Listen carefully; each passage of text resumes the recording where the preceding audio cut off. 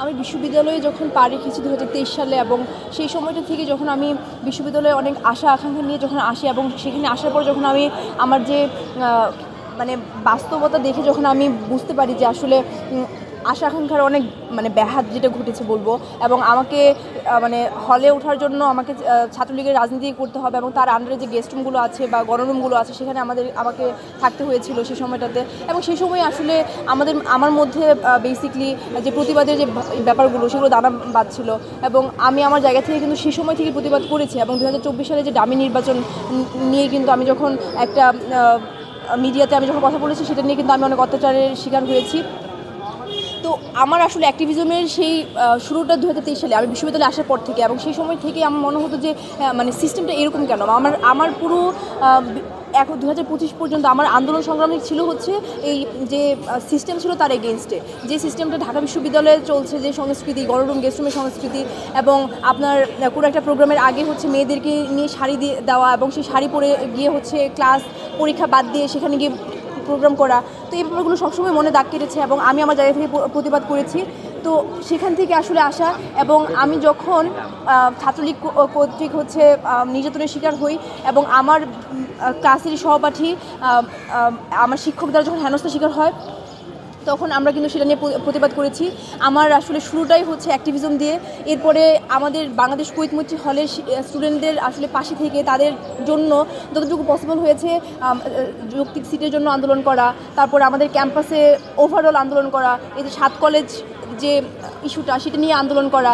এরপরে বহির্বিশ্বের যদি কথা বলি, আমরা প্যালেস্টাইন ইস্যুতে অনেকবার রাস্তায় নেমেছি, 24-এর কোটা সংস্কার আন্দোলনে ছিলাম। তো আসলে অ্যাক্টিভিজম তো কখনো থেমে থাকবে না, যত আমি নির্বাচিত হই বা না হই, কিন্তু আমার যে আসলে প্রতিবাদের ভাষা সেটি তো সজাগ থাকবে। এবং আমি আসলে এখন এজিএস পদপ্রার্থী আমার বাংলাদেশ কুয়েত মৈত্রী হলের, যেহেতু আমি আমার হল নিয়ে অনেক স্বপ্ন দেখেছি, এবং আমি হলের যে অনিয়মগুলো আমি বিশ্ববিদ্যালয়ে আসার পর থেকে আমি দেখেছি।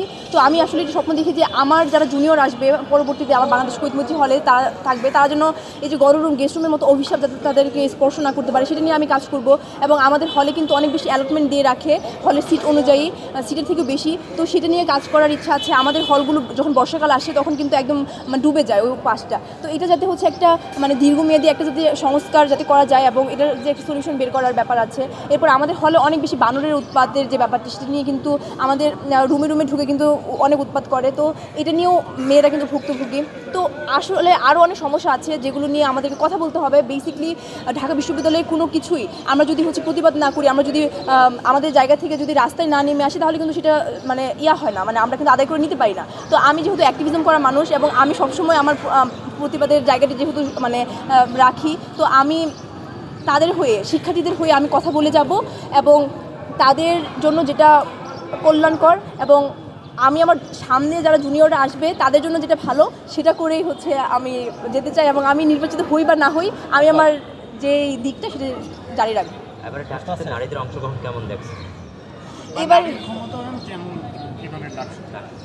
দেখুন, বিগত সময়গুলোতে যে ডামি ডাকসু বলেন বা যেটাই বলেন, যেগুলো সুষ্ঠু হতো না, এবং সেখানে একটা দলীয় যে ব্যাপারগুলো ছিল, সেখানে শুধুমাত্র নারীদেরকে একটা রিপ্রেজেন্টেটিভ হিসাবে শোপিসের মতো করে হচ্ছে উপস্থাপন করা হতো, এবং কয়েকটা জাস্ট নির্দিষ্ট কিছু পোস্টের মধ্যে কিন্তু নারীদেরকে নিয়ে আসা হতো। কিন্তু আমরা এখন দেখতে পাচ্ছি যে 24 পরবর্তী সময় নারীরা অনেক বেশি সচেতন হয়েছে, তারা কিন্তু যে গুরুত্বপূর্ণ যে পদগুলো আছে সেগুলোতে কিন্তু তারা প্রতিদ্বন্দ্বিতা করছে। এবং আমরা দেখি যে জিএস থেকে ভিপি থেকে শুরু করে জিএস পর্যন্ত অনেক ধরনের নারীরা প্রতিদ্বন্দ্বিতা করছে, এবং হলগুলোর দিকে যদি আমরা দেখি সেখানে তো নারীরা আছেই। এছাড়াও কেন্দ্রীয় সংসদেও কিন্তু নারীরা প্রতিযোগিতা করছে। তো এটাই আমার বোঝায় যে নারীরা আসলে এখন সচেতন, এবং তারা শুধুমাত্র যে তাদের রিপ্রেজেন্টেশন সেটিকে শুধুমাত্র দেখে না, তারা কিন্তু ইলেক্টেড হয়ে এসে শিক্ষার্থীদের জন্য কাজ করতে চায়। যেহেতু নারীদের সংখ্যা পুরুষদের তুলনায় কম নয়, বরং আরও বাড়ছে দিন দিন। সো মেয়েদের যে ইস্যুগুলো আছে, আমাদের যে হলের ইস্যু কথা বলবো, প্রতিষ্ঠাকালীন যে 5টি হল ছিল সেই হল সংখ্যাটি আছে, এখনও হলের সংখ্যা বাড়েনি, কত সমস্যা।